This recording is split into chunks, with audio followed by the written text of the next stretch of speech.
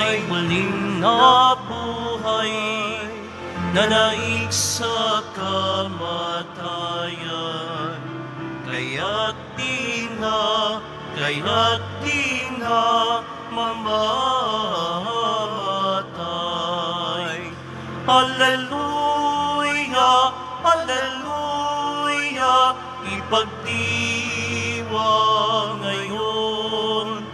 Hallelujah, hallelujah, ang kaniyang tagumpay. Si Kristo ay muling nabuhay, nanaig sa kamatayan. Kaya't di na mamamatay.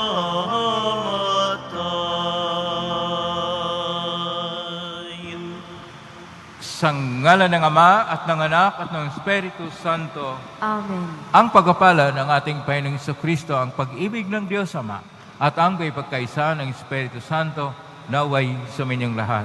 At sumainyo rin. Mga kapatid, ialay po natin ang misa ngayon para sa ating mahal na Birhen Maria, Buena Hora at Ina ng Laging Saklulo.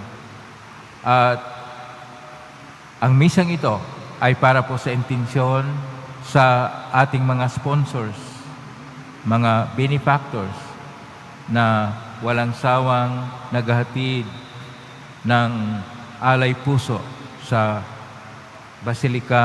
Minor Basilica ng Itim na Nazareno ng Quiapo Church. At para din sa intensyon ng lahat na nakikiugnay ngayon sa banal na misa sa pamagitan ng social media, Facebook Live, iba pang social media, at mga intensyon din para sa mga frontliners, lalo higit na yung mga doktor at mga health workers. Sa ating misa ngayon, sa Miyerkules ng pang-7 linggo o linggo pagkatapos ng pag-akyat sa langit sa Panginoon, ay siyang pagpaalaala sa atin na ang buhay ay mahalaga. Si San Pablo ay nagpapaalam dahil hindi na sila magkita-kita muli sa kanyang mga binabaginan at tinuturuan ng mabuting balita sa paghahari ng Diyos. Ang ating Panginoon ay nagpapaalam din sa kanyang mga alagad dahil sa hinirang siya ng Ama na tagatubos at tagapagbigay ng buhay ng hanggan, at kailangan magkaisa silang lahat sa kanyang pangalan. Ngunit sa mga sandali na tayo ay nagkukulang at nagkasala at hindi tayo nagkakaisa para sa Ebanghelyo ng ating Panginoon at tayo ay nawalay sa Kanya, dumulog po tayo sa maing Panginoong nagpapatawad ng lubos. Sinugong tagapagpagaling sa mga nagsisisi, Panginoon, kaawaan mo kami. Panginoon, kaawaan mo kami. Dumating na tagapaganyayang mga makasalanan ay magsisi, Kristo, kaawaan mo kami. Kristo, kaawaan mo kami. Nakaluklok ka sa kanan ng Diyos Ama para ipamagitan kami. Panginoon, kaawaan mo kami. Panginoon, kaawaan mo kami. Kaawaan tayo na makapangyarihang Diyos. Patawarin tayo sa ating mga kasalanan at patnubayin tayo sa buhay na walang hanggan. Amen. Manalangin tayo. Ama naming makapangyarihan, ipagkaloob mong sa iyong sambayanang tinipon ng iyong Espiritong Banal. Ang kaloobang ikaw ay wagas na pagtapatan at ang kapasyahang ikaw ay malayang paglingkuran. Sa pamagitan niya, kasama ng Espiritu Santo, magpa sa walang hanggan. Amen. Pagbasa mula sa mga gawa ng mga apostol. Noong mga araw na iyon, sinabi ni Pablo sa matatanda ng simbahan ng Efeso, "Ingatan ninyo ang inyong sarili at ang lahat ng kabilang sa kawan, sapagkat inilagay sila ng Espiritu Santo sa inyong pag-iingat. Pangalagaan ninyo ang simbahan ng Diyos na Kanyang tinubos sa pamamagitan ng kamatayan ng Kanyang sariling anak. Alam kong pagkaalis ko'y magsisipasok ang mababangis na asong gubat at walang patawad na sisilain ang kawan. Mula na rin sa inyo'y lilitaw ang mga taong magsasalita ng kasinungalingan upang mapasunod ang mga alagad at sa gayoy mailigaw sila. Kaya't mag-ingat kayo at alalahanin ninyong tinuruan ko kayo gabit araw sa loob ng 3 taon at maraming luha ang pinuhunan ko. At ngayoy itinagubilin ko kayo sa Diyos at sa Kanyang salita na nagpapahayag ng Kanyang kagandahang loob. Siya ang makapagpapatibay sa inyo at makapagbibigay ng lahat ng pagpapalang inilaan niya sa lahat ng Kanyang pinapaging banal. Hindi ko hinangad ang pilak, ginto, o pananamit ninuman.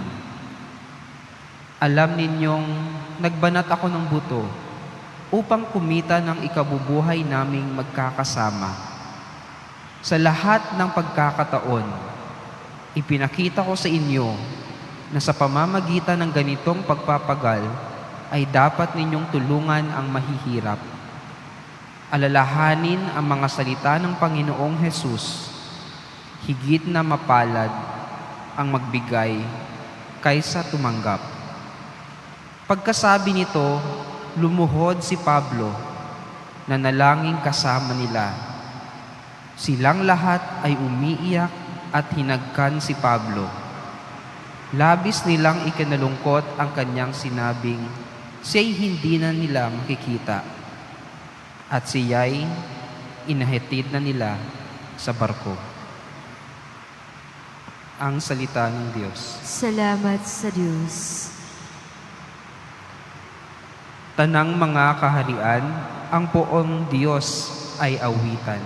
Tanang mga kaharian, ang puong Diyos ay awitan. Sana'y iyong ipadama ang taglay mong kalakasan, ang lakas na ginamit mo noong kami isang galang. Magmula sa Jerusalem, sa iyong tahanang templo, na pati ang mga hari dooy naghahandog sa iyo. Tanang mga kaharian, ang puong Diyos ay awitan. Umawit sa Panginoon ang lahat ng kaharian. Awitin ang pagpupurit, ang puon ay papurihan. Purihin ang naglalakbay sa matandang kalangitan. Mula rooy maririnig ang malakas niyang sigaw. Tanang mga kaharian, ang puong Diyos ay awitan. Ipahayag ng balana ang taglay na kalakasan. Siya'y hari ng Israel, maghahari siyang tunay.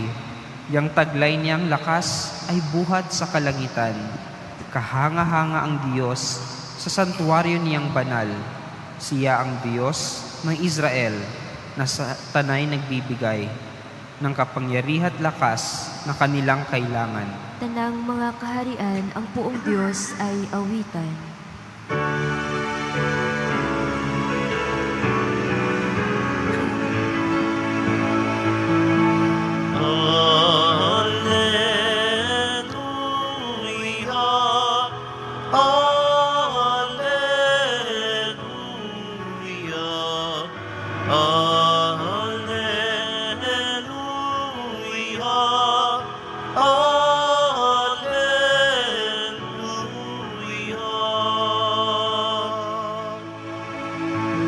Amang Diyos ni Jesucristo, ang salita mo'y totoo, kami ay pabanalin mo. Alleluia, Alleluia,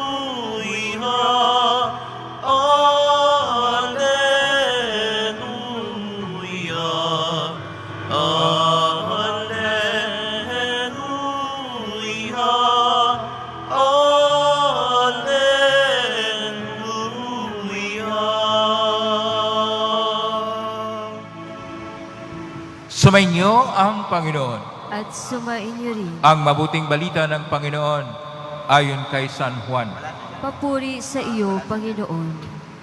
Noong panahon yon, si Jesus ay tumingala sa langit, nananalangin at ang wika, Amang banal, ingatan mo sila sa pamagitan ng kapangyarihan ng iyong pangalan. Pangalang ibinigay mo sa akin upang sila'y maging isa kung paanong tayo'y iisa. Habang kasama nila ako, iningatan ko sila sa pamagitan ng kapangyarihan ng iyong pangalang ibinigay mo sa akin. Inalagaan ko sila at ni isa'y walang napahamak liban sa taong humanap ng kanyang kapahamakan upang matupad ang kasulatan. Ngunit ngayon, ako'y nasa sanlibutan upang mapuspos sila ng aking kagalakan. Naibigay ko na sa kanila ang iyong salita at kinaputan sila ng sanlibutan sapagkat hindi na sila makasanlibutan. Tulad kong hindi makasanlibutan. Hindi ko idinalangin alisin mo sila sa sanlibutan, kundi iligtas mo sila sa masama. Hindi sila makasanlibutan, tulad kong hindi makasanlibutan, italaga mo sila sa pamagitan ng katotohanan. Ang salita mo'y katotohanan. Kung paanong sinugo mo ako sa sanlibutan, gayon din naman, sinusugo ko sila sa sanlibutan. At alang-alang sa kanila'y itinaga ko ang aking sarili upang maitalaga rin sila sa pamagitan ng katotohanan. Ang mabuting balita ng Panginoon. Pinupuri ka namin, Panginoong Hesukristo. Magandang umaga po mga kapatid ko ni Kristo. Ang katotohanan ay napakasakit tanggapin, pero kinakailangan na tayo'y magkaisa sa katotohanan. Ang sinasabi nga nila, ngayong panahon ng pandemya o tinatawag na pandemic ng COVID-19, mas kinakailangan natin ang national unity at ang international solidarity. Ang pagkakaisa ng lahat upang ating maigbawan itong hindi makikita na kalaban na virus na COVID-19. Nalikha man ito ng tao noong 2010 dahil gagawa sila ng isang eksperimento na ang SARS virus ay pinag-splice sa HIV virus. At ngayon ay isang mabagsik na virus na sumipa na sa 5,644,705 ang kaso na namatay sa buong mundo. 350,075 ang Estados Unidos ay siya pa rin may pinakamalaki na kaso na 1,716,183 na kaso at ang namatay ay umabot ng 100,228. Ang Pilipinas ay pang-apat na may pinakamaraming kaso dito sa Southeast Asia. Ang nanguna ay ang Bangladesh na mayroong 36,751. Ang Pilipinas, dahil kulang sa mass testing, kukunti lang ang naitala, 14,669. Pero kung tutusin, kung titingnan, kung ito ay magkaroon ng mass testing, mas higit pa dito ang kaso. Ang mahalaga sa pagtingin natin sa flattening stage ng pandemya dito sa Pilipinas ay dumami ang gumaling. Ang gumaling sa Pilipinas ay 3,412. Ang namatay ay 886. Ibig sabihin, nadagdagan ng 13 kahapon ang namatay. Pero hindi po yan mahalaga dahil tingnan po natin na mas marami ang gumaling sa ratio ng namatay. Ibig sabihin, ito yung katotohanan. Ang katotohanan ay siya pong dapat nating tingnan kasi paurong-sulong yung mga dapat gumawa ng ang otoridad natin gumawa ng pagtugon dito. Kaya kailangan na tayo ay magkaroon ng masinop at mapag-aral at mapanuri na pagtingin sa ating kalagayan. Dahil hindi po ang lockdown ang siyang tunay na solusyon dahil nasa hangin na ang coronavirus at dahil nasa hangin na lahat kahit saan, ma-lockdown na hindi ay mahawaan ng coronavirus. Nagkaroon lang tayo ng herd immunity na dahil dito, hindi pa gaanong malaki ang namatay. Mas marami ang mga gumaling. At yung sinasabi na wala pang bakuna, mayroon akong vaccine ang coronavirus na COVID-19. Wala lang tayong pinansya sa Pilipinas na gagamitin para dito. At yung gagamitin na medisina, hindi po yung mga mamahalin gaya ng Remdesivir o kaya Avigan na wala po tayong panggasto sa Pilipinas dito. Yung mismo, yung plasma ng dugo sa mga na-recover sa virus, yun ang tunay na makapagbigay ng pag-asa sa atin. Ang pag-asa ay siyang magbigay sa atin ng mga liwanag na sa kabila ng lahat ng mga pagsubok dito sa mundo ay mayroon ding pag-asa. Madilim o masakit man ang mga pangyari sa buhay, gaya ng ating narinig sa ating unang pagbasa ngayon mula sa Gawa ng mga Apostol, Kapitulo 20, versikulo 28 hanggang 38 na kung saan nagpaalam na si San Pablo dahil hindi na sila magkita-kita muli ng kanyang mga servant leaders o mga matatanda sa simbahan ng Episo. Pero dahil may awa ang Diyos na ay may kapangyarihan sa lahat, kaya handa siyang mag-alay ng kanyang buhay sa mga tao na hindi pa makatanggap ng mabuting balita. Kasi kung minsan may mga matigas ang ulo, gusto nila na magkaroon sila ng ganansya sa kanilang political control at ganansya sa kanilang bulsa, kaya kung ano-ano ang kanilang ginagawa sa buhay. Pero para sa salmista ngayon sa Salmo 67, sinasabi na ang tanang mga kaharian ay aawit ng papuri sa Panginoong Diyos sapagkat ipadamaanan ng Diyos ang kanyang lakas upang ang buhay natin ay may saysay. Ang buhay natin ay may saysay kapag tayo ay nagkakaisa. Ito ang mahalaga, pagkakaisa. Unity. Pagkakaisa. Sa atin pong Ebanghelyo ni San Juan,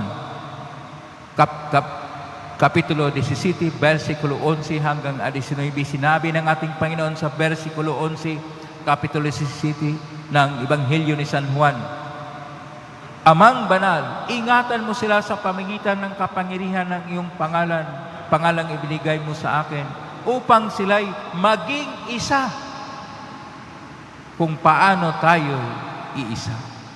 Ito yung kinakailangan natin na magkakaisa tayo sa pangalan ng Diyos, na pangalan din ng Ama at ng Anak. At ang pagkakaisa natin ay sa diwa ng Espiritu na ibibigay sa atin ng ating Panginoong Diyos, na tayo'y nabinyagan sa Kanyang pangalan, pangalan ng Ama, ng Anak, at ng Espiritu Santo, dapat tayong magkakaisa. At dahil dito, paano ba ang pagkakaisa? Una sa lahat, sinasabi ng ating Panginoon sa ating Ebanghelyo ngayon, magkakaisa sa pangalan ng Diyos. Hindi po pangalan ng mundo dahil ang mga apostol, ang mga nampalataya sa ating Panginoon, nasa pangalan tayo ng ating Panginoon Diyos. Ang pangalan ng Diyos na atin pong mabasa sa aklat ng Exodus Capitulo 3, verso 14 ay Yahweh. Ibig sabihin, ako ay ako. At yun rin ay nasa pangalan ng ating Panginoong Jesucristo dahil ang pangalan ng Jesucristo ay Yehoshua. Yeh ay piniksi na pangalan ng Yahweh at Usuwa, nagliligtas. Ang ating Panginoon ay nagliligtas at ang kaligtasan niya ay may bisa kapag tayo'y nagkakaisa. Kapag tayo ay mayroong isang klaro na direksyon sa ating pagkakaisa. Kapag tayo ay tumutugon na nagkakaisa, atin pong maigpawan, atin pong matagumpayan, atin pong mabigyan ng pagwagi ang ating pagharap ng pandemya. Hindi po sa mga urong-sulong na alam natin na may sikrito silang ginagawa. Bakit urong-sulong sila? Samantalang klaro na kung paano natin harapin itong pandemya. Ginagamit lang nila upang panakot sa iba. Huwag tayong matakot sapagkat nasa Diyos ang buhay. Nasa Diyos ang kaligtasan. Nasa ating Panginoon na nakalukok na sa kanan ng Diyos Ama. Ang tunay na pag-asa natin kung tayo'y nagkakaisa. Magtatagumpay tayo kung tayo'y nagkakaisa. Damang-dama natin ang kanyang presensya.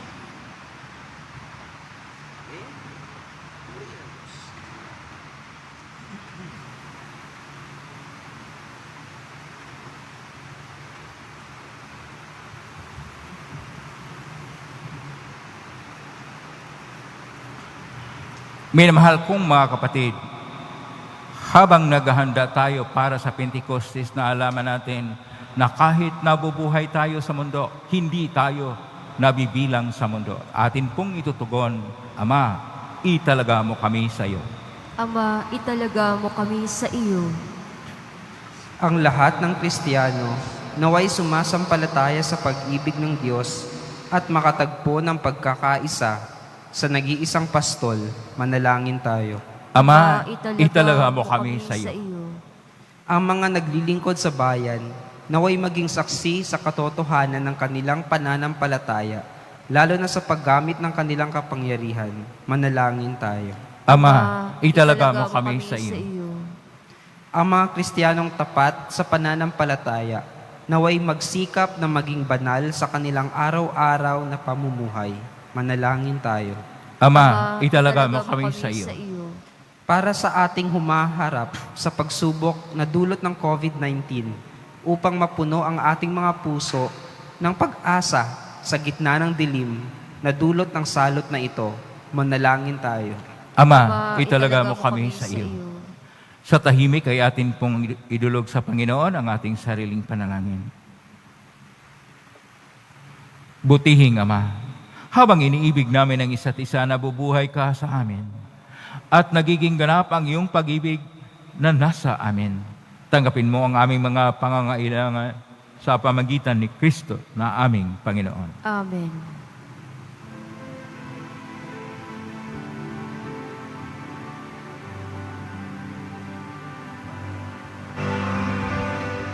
Aming hatid sa harap ng altar, mga pagpapalang nagmula sa iyo, Ama.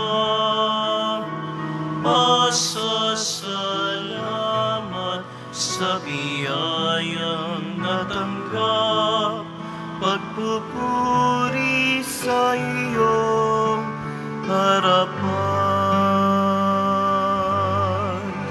Tanggapin ang aming alay, ang alak at tinapay, at pagsaluhan ng munting handog, tinapay ng buhay at kalis ng kaligtasan.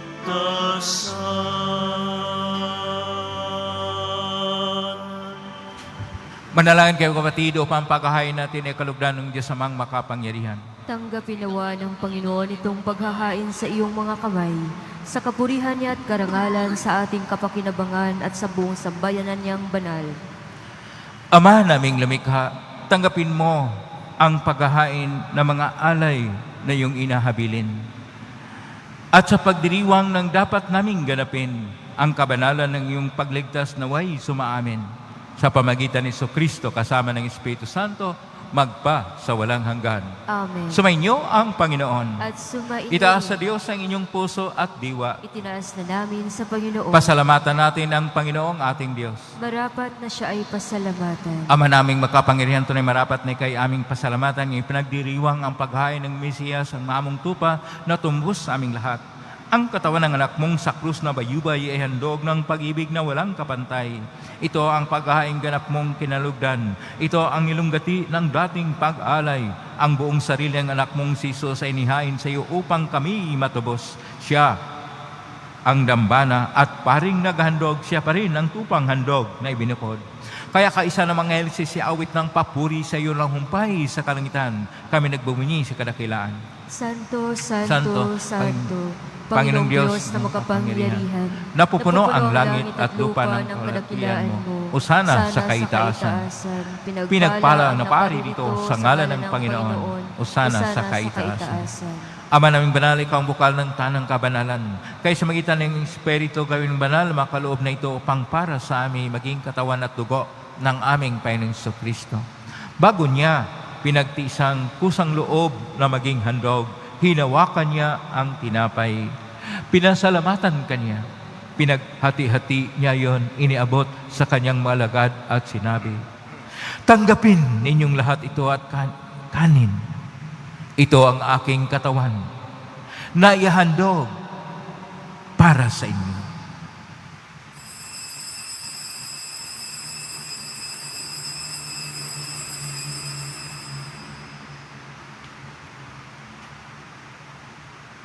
Gaya naman nung matapos ang hapunan, hinawakan niya ang kalis, muli kanyang pinasalamatan. Inabot niya ang kalis sa kanyang malagad at sinabi, tanggapin ninyong lahat ito at inamin. Ito ang kalis ng aking dugo ng bago at walang hanggang tipan. Ang aking dugo ni bubuhos para sa inyo at para sa lahat sa ikapagpapatawad ng mga kasalanan. Gawin niyo ito sa pag-alala sa akin.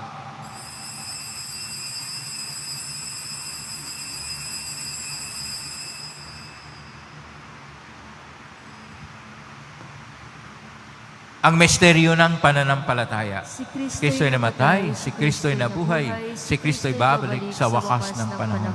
Ama, ginagawa namin ngayon ang pag-alala sa pagkamatay at muling pagkabuhay ng anak. Kaya't iniaalay namin sa iyo ang tinapay na nagbibigay buhay at ang kalis na nagkakaloob ng kaligtasan. Kami nagpapasalamat dahil minarapat na tumayo sa harap mo para maglingkod sa iyo. Isinasamo namin kami magsasalo-salo sa katawan at dugo ni Kristo ay mabuklod sa pagkakaisa sa pamagitan ng Espiritu Santo. Ang malingapin ng simbahang laganap sa buong daigdig. Pususin mo kami sa pag-ibig kaisa ni Francisco na aming Papa, ni Broderick na aming tagapangasiwa ng tanang obispo at ng tanang kaparihan. Alalahanin mo rin mga kapatid naming nahimlain, may pag-asang sila muling mabuhay, ganyan din ang lahat ng mga pumanaw. Kaawaan mo sila at patuloyin sa iyong kaliwanagan. Kawanin dapatin kaming lahat na makasalo siyang buhay na walang wakas. Kaisan Malaberhin Maria, na ina ng Diyos, ng kabiyak ng puso niyang San Jose.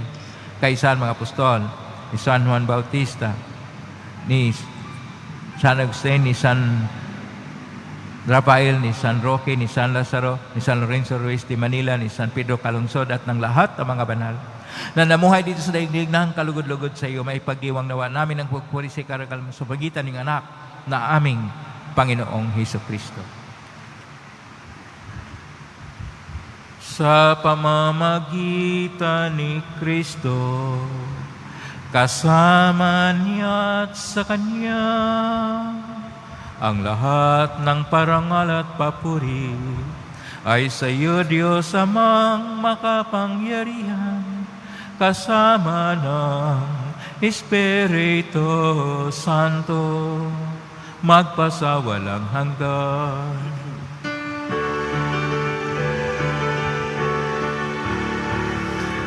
Amen, amen, amen. Amen, alleluia. Purihin ang Diyos, purihin ang Diyos. Amen, alleluia. Amen, amen, amen. Amen, alleluia. Sa tagubilin na managaling na utos, sa turo ni Jesus na Panginoon natin at Diyos, ipahayag natin ang lakas loob.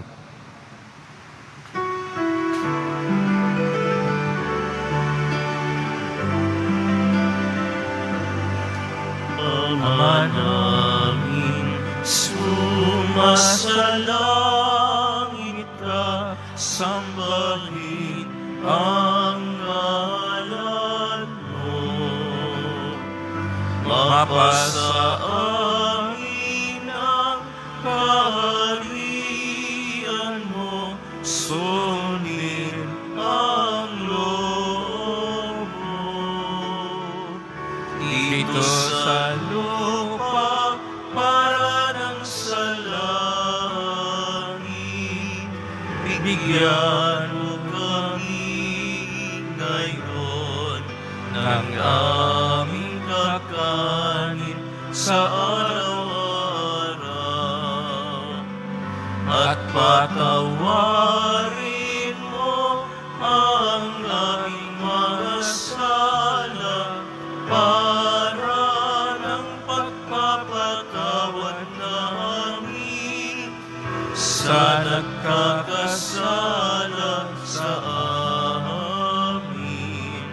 At huwag mo kaming ipahintulot sa tukso, at iadya mo kami sa lahat ng masama. Iniling namin kami iadya sa lahat ng masama.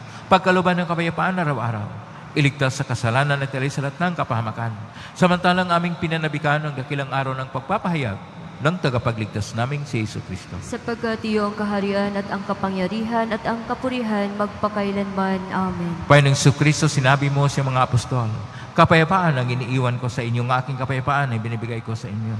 Tunghayin mo ang aming panampalataya at huwag ang pagkakasala. Pagkalooban mo kami ng kapayapaan at pagkakaisa, ayon sa iyong kalooban, kasama ng Espiritu Santo, magpa sa walang hanggan. Amen. Ang kapayapaan ng Panginoon ay laging sumainyo. At sumainyo rin. Magbigayan kayo ng kapayapaan sa isa't isa. Kordero ng Diyos na Nag-aalis sa makasalanan ng sanlibutan, maawa ka sa amin. Kordero ng Diyos na nag-aalis na makasalanan ng sanlibutan, maawa ka sa amin. Kordero ng Diyos na nag-aalis na makasalanan ng sanlibutan, ipagkaloob mo sa amin ang kapayapaan.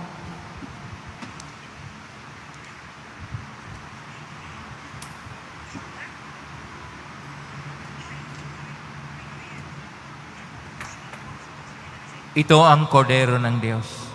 Ito ang nag-aalis na makasalanan ng sanlibutan.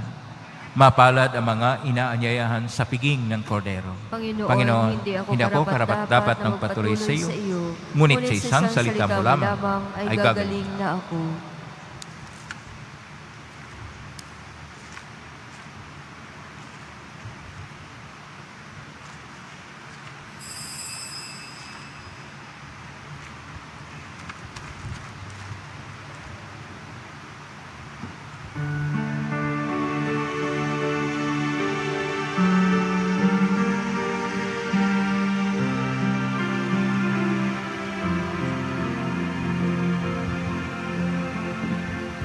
Si Kristo'y inihain na, pamastong maamong tuba, magsalo tayong masaya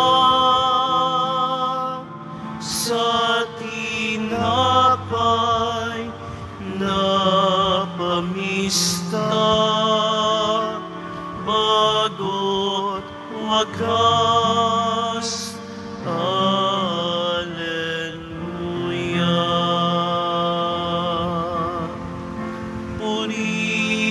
Purihin ang Panginoon sa Kanyang kabutihan.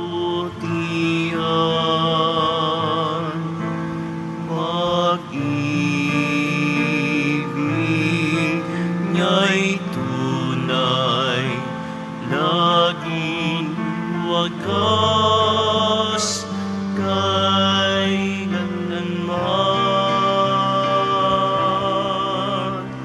Si Kristo'y inihain na, pamastong maamong dupa. Magsalot tayong masaya sa tinapay na pamista, bago't wagas. Alleluia.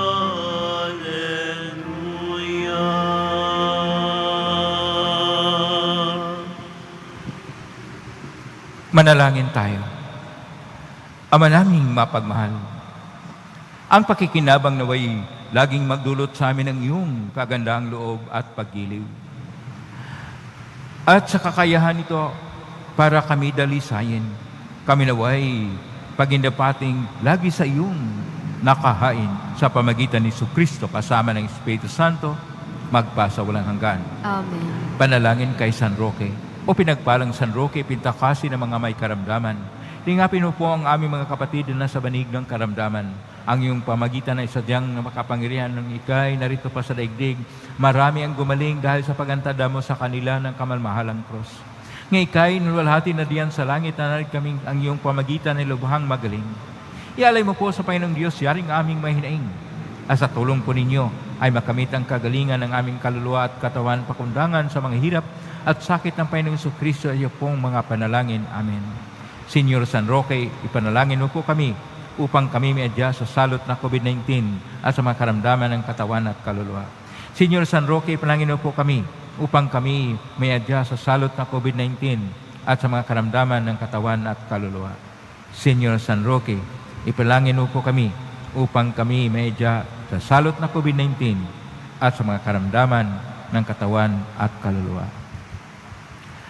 Marami pong salamat sa mga nagbibigay dito sa Quiapo, mga donors po natin na walang sawang nakikiisa dito sa simbahan ng Quiapo at sa pagpasalamat nila sa Pong Hesus Nazareno. Ngayon, mas kinakailangan natin ang unity, national unity at international solidarity upang ating maiharap ng tunay itong krisis na dulot ng COVID-19 at tayo ay huwag makalimot sa tunay na ugnayan natin ang Pong Hesus na nabuhay muli, ang Panginoong Diyos na ating tunay na minamahal at mapahayag natin ito sa ating walang sawang pagpahayag din ng kabutihan, paggawa ng kabutihan sa pangalan niya. Ngayon na po ang pasbas sa mga dibuto, pagbasbas sa lahat na makiisa sa amin ngayon sa misa sa Quiapo Church. Upang taos-pusong madama ang pagbasbas, pakilagay po inyong kamay sa dibdib. Sumainyo ang Panginoon. At sumainyo rin. Mahal Pong Hesus Nazareno, higmos mitan ng cross ang walang malayo na pag-ibig ng Diyos ng katauhan. Pakinggan mong kilingan yung kanan nagsusumamo sa iyo. Makamta naman nila ang katugunan at tanggapin ang kasagutan na may utang na loob na tinatanaw. Basbasan mo ang lahat na nakikiisa sa amin sa misa dito sa Quiapo Church. Sa pamagitan ng benisyon nito, naway, maalala ng pangako ng sa binyag na ikaw ay kinaibigin at paglalingkuran bilang Panginoon, magpasawalang hanggan. Amen. Pagpalain kayo ng makapangyarihang Diyos, Ama at Anak at Espiritu Santo. Amen. May taglay ang kapayapaan at pag-ibig ng pong Isus Nazareno. Salamat sa Diyos. Purihin natin po Isus.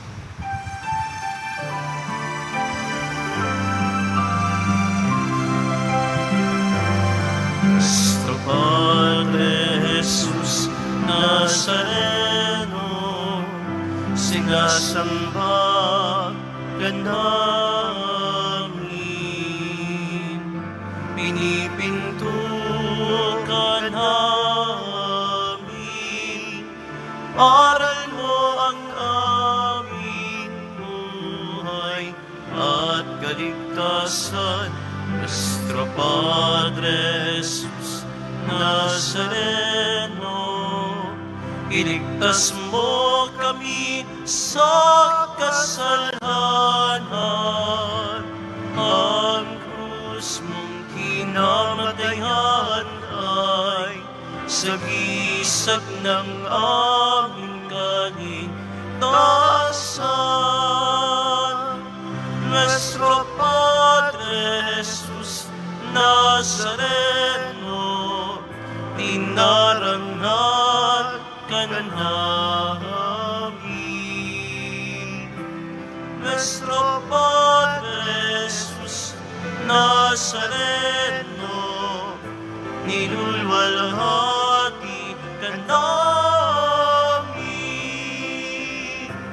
Nuestro Padre Jesus Nazareno, dinarangal ka namin. Nuestro Padre Jesus Nazareno, nilulwalhati ka namin.